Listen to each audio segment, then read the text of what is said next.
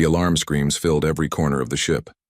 Commander Sarah Chen ran down the narrow hallway, her boots clanging against the metal floor. Red lights flashed on and off, making everything look like a nightmare. The wandering star was dying and she knew it. "Engineering report," she shouted into her communicator. The voice that came back was broken and scared. "Commander, the reactor is gone. We have maybe 6 hours of life support left. The radiation leak is getting worse." Sarah felt her stomach drop. They were 3 weeks from the nearest human outpost. Their distress beacon was broadcasting into empty space. Nobody was coming. Nobody even knew where they were. She reached the bridge and looked at her crew. 12 faces stared back at her. 12 people who trusted her to bring them home. Jenkins was holding his stomach, already sick from the radiation. Maria was trying to stop a nosebleed. They were all going to die out here in the dark between the stars. "Keep the beacon running," Sarah said, trying to keep her voice steady. Someone might hear us, but she didn't believe it.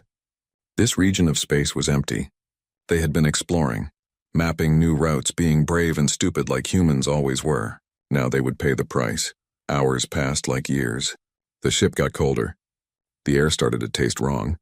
Jenkins collapsed and they carried him to the medical bay. The doctor shook his head. There was nothing he could do. The radiation had cooked them all from the inside. Sarah sat in her chair on the bridge and thought about Earth.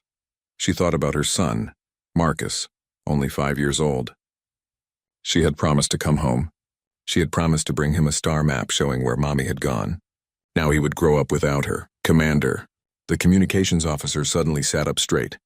"I'm picking up something. A ship. It's not human." Sarah's heart jumped. "Can you identify it?" "No, ma'am. The design is nothing in our database. They're approaching us." Fear mixed with hope in Sarah's chest. Alien contact was always dangerous. Humanity had only met 3 other species, and one of those meetings had ended in violence. But what choice did they have? The alien ship was beautiful. It looked like a sea creature from Earth's oceans, all smooth curves and flowing lines. It was much bigger than the wandering star. Lights glowed soft blue along its hull. A voice came over the radio. It was strange, full of clicking sounds, but the translation software worked. "Human vessel, this is the Velkari ship Gentle Current. We received your distress call. Your ship is dying. Do you need help?" Sarah almost cried. "Yes, God, yes." "We have 12 crew. Radiation exposure. Life support failing." There was a pause. Then the voice came back. "We are not supposed to interfere with other species. Our laws are clear. But my crew has voted. We cannot leave you to die. Prepare for docking." The next few hours were a blur. The Velkari looked like reptiles that walked on 2 legs. Their skin was green and covered in small scales. Their eyes were large and yellow. But their hands were gentle as they carried the sick humans to their medical bay. Captain Thesick stood over Sarah as his doctor worked on her crew. "Your species is very fragile," he said. His voice was kind, not mocking. "The radiation would have killed you in hours." "Why are you helping us?" Sarah asked. "You said it was against your laws." Thesick's head tilted in a way that seemed like a smile. "Because it is the right thing to do. Laws are important, but mercy is more important." My crew agreed. "We will face punishment when we return home, but we will face it knowing we did what was right." They saved all 12 humans. Every single one. The Velkari gave them medicine, food, clean air. They fixed the wandering star enough to make it home. It took 2 weeks, and the Velkari stayed with them the whole time, making sure they were safe. On the last day, before the wandering star jumped back into human space, Sarah stood with Captain Thesick in the docking bay. "I don't know how to thank you," she said. "No thanks are needed," Thesick replied. "Go home to your families." Sarah shook her head. "No, you need to understand something about humans. We remember. We remember kindness and we remember debts. My people will know what you did. We will not forget this. Ever." She pulled out her personal recorder and spoke into it, making sure the computer saved every word. "I am Commander Sarah Chen of the Terran Explorer Corps. Today, Captain Thesick and the crew of the Velkari ship Gentle Current saved 12 human lives. They risked their careers and their freedom to help strangers. Humanity remembers its friends. We will not forget." She gave a copy of the recording to Thesick. "Keep this. I don't know if we'll ever meet again. But if your people ever need help, any help at all, you send this to us. You understand? Any help at all." Thesic took the recording device. He didn't understand, not really. How could he? The Velkari didn't think the way humans did. They didn't carry debts across years and decades. They didn't build their entire culture on loyalty and remembering. But he would learn. The whole galaxy would learn. Sarah Chen went home. She held her son Marcus and told him about the kind aliens who saved Mommy. She filed her report, and it went into the Terran historical database, marked important, marked permanent. Captain Thesic was demoted when he got home, just as he expected, but he kept the recording device. Sometimes, late at night, he would play it and listen to the human woman's promise. Neither of them knew that 40 years later, that promise would shake the stars. The sky above Velkari Prime burned red with fire. Captain Sela Thesic watched from the bridge of her small patrol ship as another orbital station exploded. The Kreth had been attacking for 3 weeks and her people were losing badly. "Captain, we're receiving evacuation orders," her communications officer said. His scales were pale with fear. "All military vessels are to escort the colony ships away from the home system." Sela felt her chest tighten. Evacuation. That meant they had lost.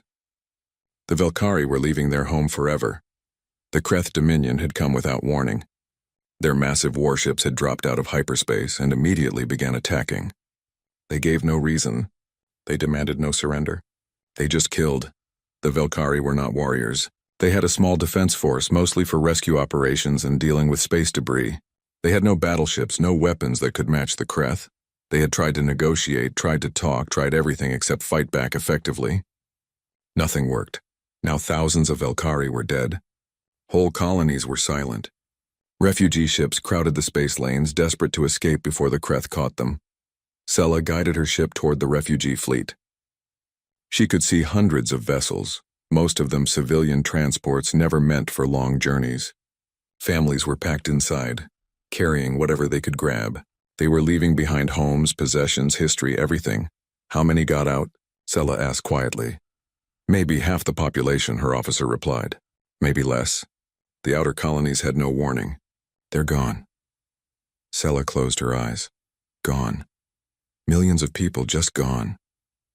That night, after her ship docked with the main refugee fleet, Sela visited her grandfather in the medical ship. Elder Thesic was 90 years old, ancient for a Velkari. He lay on his bed, his scales dull with age, but his eyes were still sharp. "Grandfather," Sela said, sitting beside him, "we're abandoning the homeworld tomorrow. The Kreth are too strong." Thesic made a sound that was almost a laugh. "We were always too peaceful, too kind. The galaxy mistakes kindness for weakness. The Council sent requests for help to every species we know," Sela said. "Everyone refused. They don't want to anger the Kreth." Thesic was quiet for a long moment. Then he said, "Did they contact the humans?" Sela blinked. "The humans? Grandfather, that was 40 years ago. They probably don't even remember us. I have something to show you." Thesic reached under his pillow with a shaking hand. He pulled out an old recording device. "The human commander gave me this. She made me a promise." He played the recording. Sela heard the voice, strange and alien, speaking through the translator. "Humanity remembers its friends. We will not forget." "That was a lifetime ago," Sela said gently. "She might not even be alive anymore." "Humans live shorter lives than us," Thesic agreed. "But they also remember longer. It is strange, but I learned this about them. They carry debts across generations. They teach their children to honor the promises their parents made." Sela looked at the old recording device. It was foolish. The humans were far away. They had their own problems. Why would they care about the Velkari? But what other choice was there? "The Council won't authorize it," she said. "They've given up on outside help." Thesic smiled, showing his old teeth. "Then don't ask the Council. You're a ship captain. You have access to long-range communications. Send the message yourself." "I could be arrested for that." "I was demoted for saving humans," Thesic said. "I never regretted it, not once. Sometimes doing the right thing means breaking the rules." Sela sat with that for a while. Then she stood up and kissed her grandfather's forehead. "I'll do it." That night, alone in her ship's communication room, Sela composed a message. She attached the old recording from Sarah Chen. She added the star charts from that rescue 40 years ago. She included footage of the Kreth attacks, the burning colonies, the refugee ships, and she wrote simply, "We once helped you. We remember our friends, do you?" She aimed the transmission toward human space and sent it at maximum power. Then she erased the logs so nobody could prove what she had done. She didn't expect an answer. The humans were weeks away, and the message might not even reach them. Even if it did, why would they care? 12 humans saved 40 years ago. Why would an entire species risk war with the Kreth for that? Sela returned to her duties. She escorted refugee ships. She watched her homeworld grow smaller in the distance. She attended briefings where the council discussed finding a new home, somewhere far from the Kreth. A week passed. Then another. The Kreth pressed their attack. More Velkari died. On the 14th day after she sent the message, Sela was on the bridge when alarm started screaming. "Captain, massive hyperspace signatures," her sensor officer shouted. "Multiple contacts. Dozens of them." "No, hundreds." Sela's blood went cold. The Kreth had found the refugee fleet. This was the end. "Identify those ships," she ordered, her voice shaking. The sensor officer worked frantically. Then he looked up, his face confused. "Captain, those aren't Kreth signatures. The energy pattern is different." "I'm checking the database." "I'm checking." "Captain, those are human ships." Sela stood up slowly. "How many?" "Still counting." "Over 300 vessels. Military ships, cargo haulers, private vessels, everything. They're all broadcasting the same message." "What message?" The officer's voice was full of wonder. "They're saying we remember. The Velkari are under our protection." Sela ran to the observation window. She could see them now, dropping out of hyperspace in perfect formation. Ship after ship after ship, all bearing the markings of Earth. They came. After 40 years across all that distance, they came. Sela felt tears running down her face.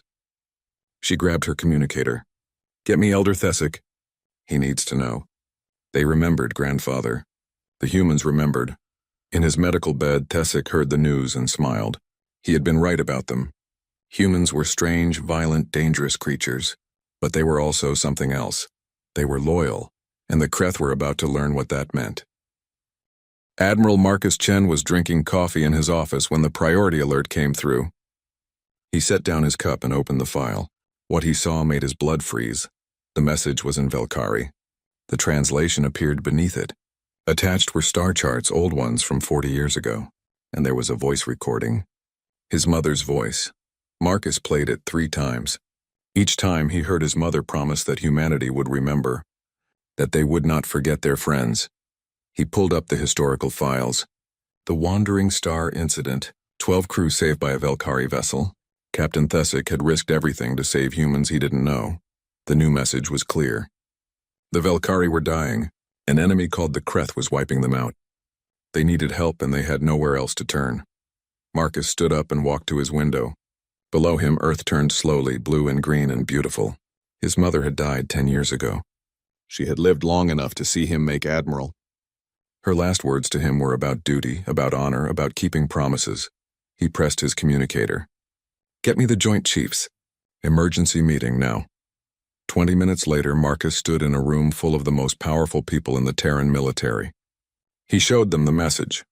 He played his mother's recording. "The Velkari are not our allies," General Thompson said carefully. "We have no treaty with them. No obligation." "They saved 12 of our people," Marcus replied. 40 years ago, Thompson said. "Most of those people are dead now. The universe has moved on." Marcus felt anger rising in his chest.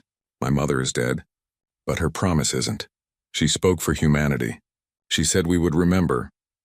One woman's promise doesn't commit our entire fleet," another admiral said. "We need to think strategically. The Kreth are powerful. This could start a war." Marcus looked around the room. He saw calculation in their eyes, politics, strategy. Everything except the one thing that mattered. "Fine," he said. "You're right. We can't order our ships to help. That would be wrong." The generals relaxed slightly. "But we can ask them," Marcus continued.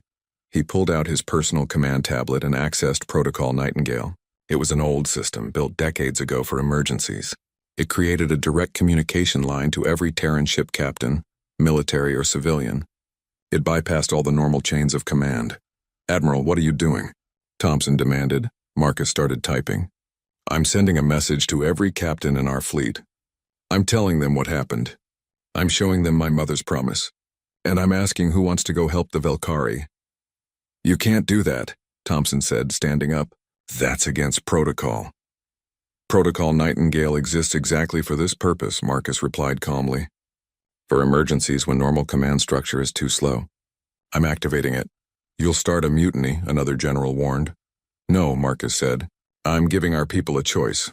He finished typing and hit send. The message went out to every Terran vessel in space. Thousands of them. Military battleships, cargo haulers, explorer vessels, mining ships, passenger transports, everything. The message was simple. The Velkari once saved 12 humans when they had nothing to gain. Now they're dying. Here are the coordinates. Who's coming? For a moment, nothing happened. The room was silent except for breathing. Then Marcus's tablet started beeping. One response, then another, then 10, then 100. The responses flooded in so fast the system started lagging. Every captain seemed to be answering at once. Captain Martinez of the cargo hauler Big Bertha. I'm changing course. See you there. This is Commander Jackson on the destroyer Vengeance. My crew voted. We're going. Captain Liu of the mining ship Fortune's Favor. We're not military, but we've got some weapons. Count us in. Captain Williams on the passenger liner Starlight Dreams. I'm dropping off my passengers at the nearest station and heading to Velkari space. My grandparents were on the Wandering Star, I owe them. On and on they came. Military ships breaking formation. Cargo haulers dumping their loads at the nearest station. Private vessels changing course mid-journey. Even a prison transport ship sent a message. This is Warden Peters on the lockdown. My prisoners voted too. They want to help. We're coming. General Thompson stared at the screen in shock. This is insane. They're abandoning their posts. Ignoring orders. I didn't give them orders, Marcus said quietly. I asked them a question. They're giving their answer. Within 2 hours, over 300 ships had committed to going to Velkari space. The number kept growing. Ship captains were coordinating on their own, forming strike groups, sharing intelligence, planning attack runs. The Terran military hadn't ordered any of this. They were just watching it happen. Sir, Marcus's aide said, pulling up a tactical display. They're organizing themselves. Captain Rodriguez on the Beijing is acting as fleet coordinator.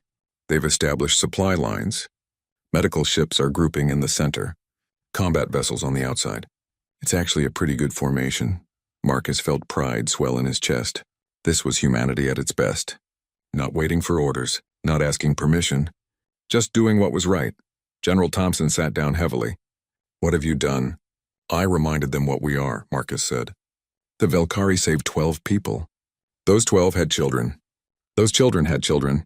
How many humans are alive today because Captain Thesic showed mercy 40 years ago? Hundreds? Thousands? He turned to face the room full of generals and admirals. The Velkari didn't save 12 lives. They saved entire bloodlines, families, futures, and now they need help and you want us to hide behind politics and strategy? Nobody answered. I'm going too, Marcus said. The Remembrance launches in 3 hours. Anyone who wants to join us is welcome. He walked out of the room. Behind him, he heard arguing, shouting, people demanding he be court-martialed. He didn't care. In the docking bay, his ship's crew was already preparing for launch. They had heard the message, too. They were ready. Marcus stood on his bridge and watched as more and more ships reported ready. The fleet was assembling itself, coordinating without central command, moving with a purpose that transcended orders. Sir, his communications officer said, we're receiving a message from the civilian ship Hope's Light. It's a medical vessel. They're volunteering to join the fleet. Welcome them, Marcus said. Sir, they're also asking if we know what we're getting into. The Kreth are supposed to be very dangerous. Marcus thought about his mother. About Captain Thesic risking his career to save strangers. About 12 humans who got to go home because someone showed them mercy. Tell them we know exactly what we're getting into, he said. Tell them we're paying a debt that's 40 years old. And tell them that humanity always pays its debts. The fleet prepared to jump. 317 vessels carrying thousands of humans all heading toward a war that wasn't theirs. But it was theirs. The moment Captain Thesic chose mercy over protocol, it became theirs. The Kreth had no idea what was coming for them. Commander Dreth of the Kreth Dominion watched his screens with satisfaction. Another Velkari colony was burning. The little reptiles were fleeing in all directions. Soon, the entire sector would belong to the Kreth. Sir, we're detecting hyperspace signatures, his sensor officer said. Dreth barely looked up. More refugees, let them run, we'll hunt them down later. No, sir. These are different. Very different. I'm reading over 300 vessels. They're coming in fast. That got Dreth's attention. He stood up and walked to the main display. The signatures were appearing on the edge of the system, ship after ship dropping out of hyperspace in perfect formation. Who are they? Dreth demanded. Unknown, sir? Wait, I'm getting identification codes now. They're human vessels, Terran ships. Dreth frowned. Humans? What are humans doing here? He pulled up what little data the Kreth had on humanity. A relatively new species, moderate technology, no major wars in their history. They kept to themselves mostly, nothing impressive. They must be evacuating the Velkari, Dreth decided. Probably some humanitarian mission. Ignore them unless they interfere. But the human ships weren't heading toward the refugee fleet. They were spreading out in attack formation, positioning themselves between the Kreth fleet and the Velkari colonies. Sir, we're being hailed. It's the humans. Put it through, Dreth said, annoyed. The face that appeared on his screen was human. Male, older, with gray hair and hard eyes. This is Admiral Marcus Chen of the Terran Expeditionary Force. The Velkari are under our protection. You will cease all hostile actions immediately and withdraw from the system. Dreth stared at him for a moment. Then he laughed. You're joking. You have no authority here, human. This is Kreth territory now. Leave, or be destroyed. The human's expression didn't change. You have 1 hour to begin withdrawal. After that, we will consider you hostile and act accordingly. The screen went dark. Dreth looked at his officers. Several of them were smiling. They're insane, his weapons officer said. They're outnumbered. Our ships are bigger and better armed. Prepare for combat, Dreth ordered. Let's teach these humans not to interfere in Kreth business. The Kreth fleet had 87 warships, large, heavily armored vessels built for conquest. They had crushed the Velkari easily. These humans would be no different. The hour passed. The human fleet did not withdraw. Instead, they tightened their formation. All ships, attack pattern Theta, Dreth commanded. Destroy them. The Kreth ships surged forward, weapons charging. It should have been a quick battle. It wasn't. The human ships moved like nothing Dreth had ever seen. They didn't try to outgun the Kreth vessels. Instead, they swarmed. 3 or 4 human ships would target a single Kreth battleship, hitting it from different angles, coordinating their fire with perfect precision. Sir, we're taking heavy damage on the forward line, his officer reported. The humans are targeting our weapon systems and engines. They're disabling ships without destroying them. Then destroy them, Dreth shouted. But the humans were fast. Their smaller ships darted between Kreth vessels, making it hard to get a clear shot. And when Kreth ships did hit them, the humans didn't retreat. They kept coming.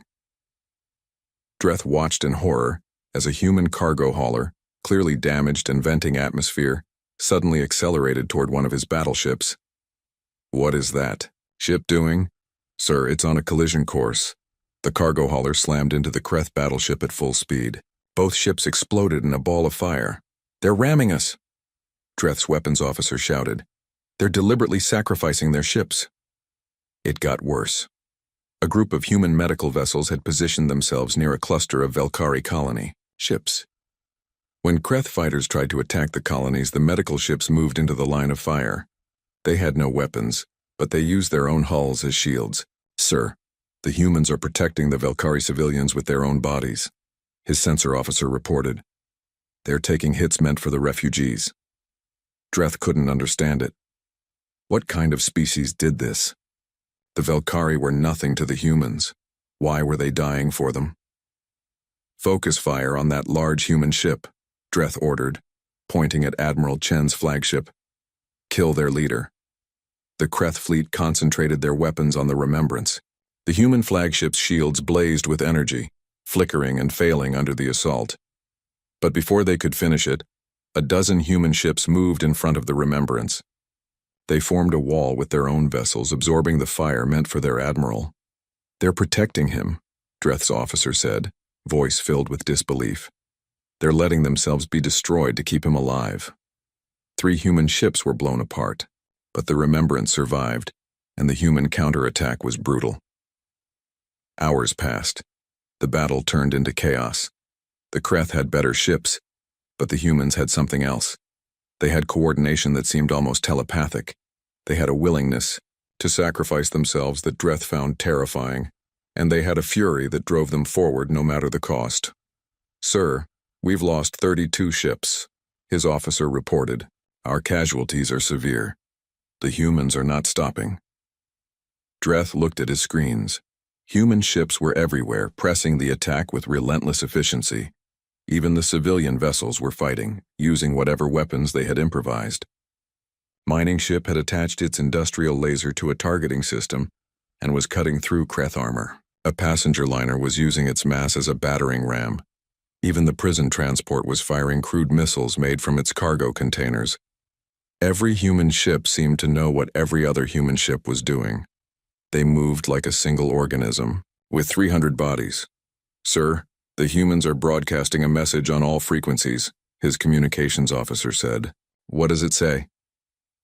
"It's repeating over and over. It says, 'The Velkari saved 12 of us. We will not let them die. You cannot break us. You cannot stop us. Leave now or be destroyed.'" Dreth felt something he hadn't felt in a long time. Fear. The Kreth were warriors. They had conquered dozens of species, but they had never fought anyone like this. The humans weren't fighting for territory or resources. They were fighting for loyalty, for honor, for a debt that was 40 years old. "Sir, Admiral Chen is hailing us again." Dreth accepted the call. The human admiral's face filled his screen. There was blood on his forehead and smoke behind him, but his eyes were steady. "Commander Dreth," Chen said quietly, "I'm going to say this once more. Withdraw from Velkari space. Right now, or my fleet will destroy every single one of your ships.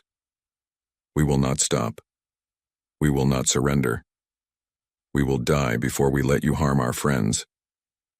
Dreth looked at his tactical display. He was losing. Against an enemy that should have been easy to defeat. He was losing. "Why?" Dreth asked. "Why are you doing this? What are the Velkari to you?" Chen smiled, and it was a terrible smile. 40 years ago, they saved 12 humans. Those 12 people mattered to us. Every single life matters to us. And we remember. We always remember. Dreth made his decision. "All ships, withdraw, full retreat, get us out of this system." The Kreth fleet turned and fled. Behind them, the human fleet held position, making sure the retreat was real. On the Remembrance, Admiral Chen slumped in his chair. They had won, but the cost had been high. 43 human ships destroyed, thousands of casualties, but the Velkari were safe. The refugees were safe. The debt was paid. "Sir, we're receiving a transmission from Captain Sela Thesic," his communications officer said. Chen smiled. "Put her through." The Velkari woman's face appeared on his screen. She was crying. "Admiral Chen, I don't have words. You came. You all came. You saved us." "Your grandfather saved us first," Chen replied. "We're just returning the favor. That's what friends do." 3 weeks had passed since the battle. The Kreth were gone, fled back to their own territory. The Velkari homeworld was safe. The refugees were coming home. Admiral Marcus Chen stood on the surface of Velkari Prime, watching the reconstruction efforts. Human engineers worked side by side with Velkari builders, repairing damaged structures and rebuilding what the Kreth had destroyed. A young human woman, barely 20, was teaching a group of Velkari children how to reinforce a wall. A Velkari elder was showing a human technician their traditional building methods. Everywhere Marcus looked, he saw cooperation and friendship. "Admiral Chen," a voice said behind him. Marcus turned to see Captain Sela Thesic approaching. Beside her, supported by a walking frame, was a very old Velkari. His scales were dull with age, but his eyes were bright. "This is my grandfather," Sela said. "Elder Thesic. He wanted to meet you." Marcus felt his throat tighten. This was the man. The one who had saved his mother and her crew 40 years ago. The one who started everything. Thesic moved forward slowly. He looked up at Marcus with those yellow eyes. You are Sarah Chen's son. I see her in your face. She spoke of you often, Marcus said. She told me and my children about the kind alien captain who saved her when he had nothing to gain. I gained something, Thesic said softly. I gained the knowledge that I did the right thing. That was worth any punishment.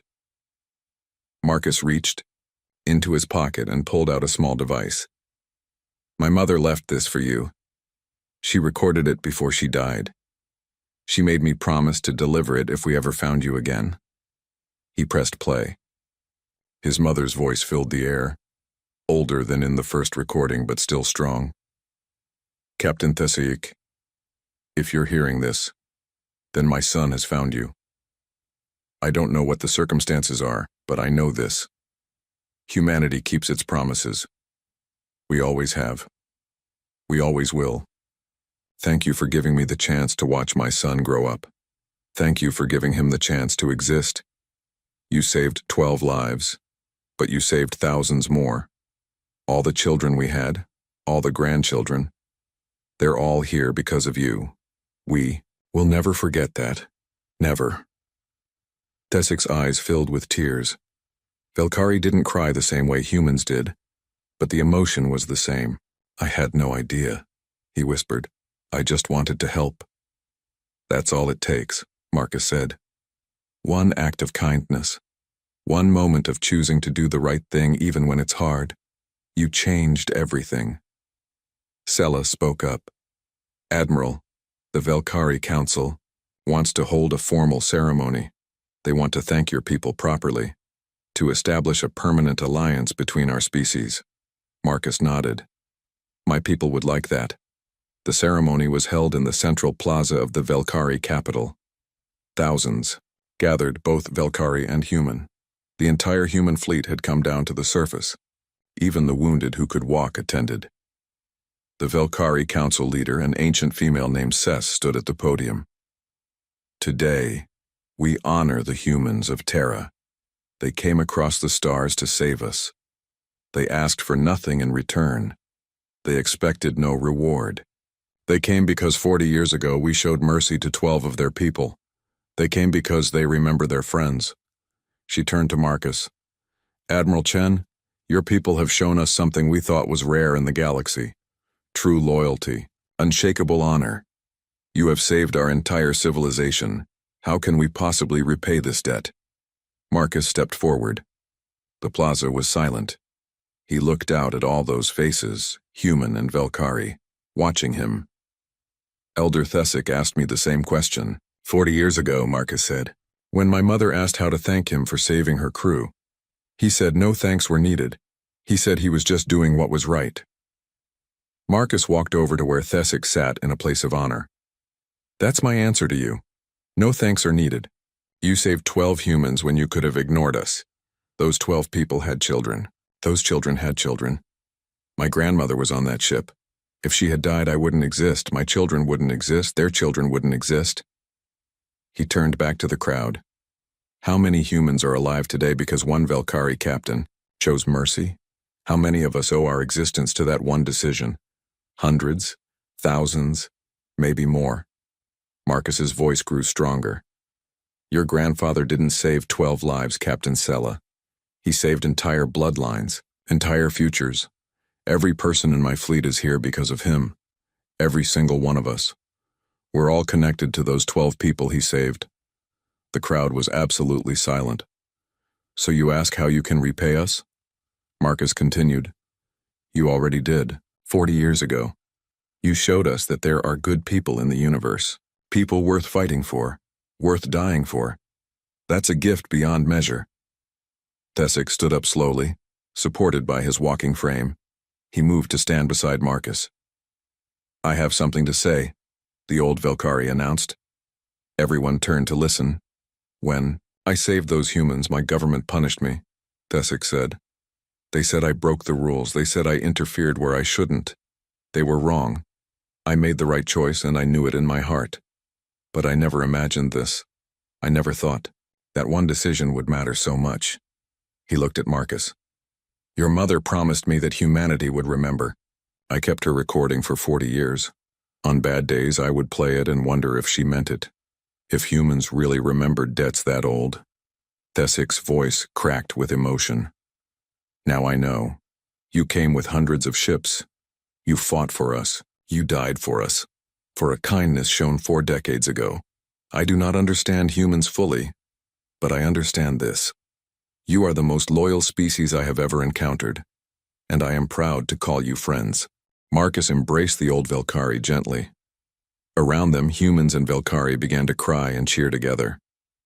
Captain Rodriguez, who had coordinated the fleet during the journey, stepped forward. Admiral, the captains have something to say. One by one, the human captains came forward. Each one told their story. My grandfather was on the Wandering Star, Captain Williams said. He met my grandmother after coming home. I'm here because of you, Elder Thesik. My wife's great-aunt was saved by you, Captain Martinez said. Our children exist because you showed mercy. I'm not related to anyone on that ship, said Captain Liu. But I came anyway, because that's what humans do. We protect our friends. On and on they came, each one connecting themselves to that moment 40 years ago.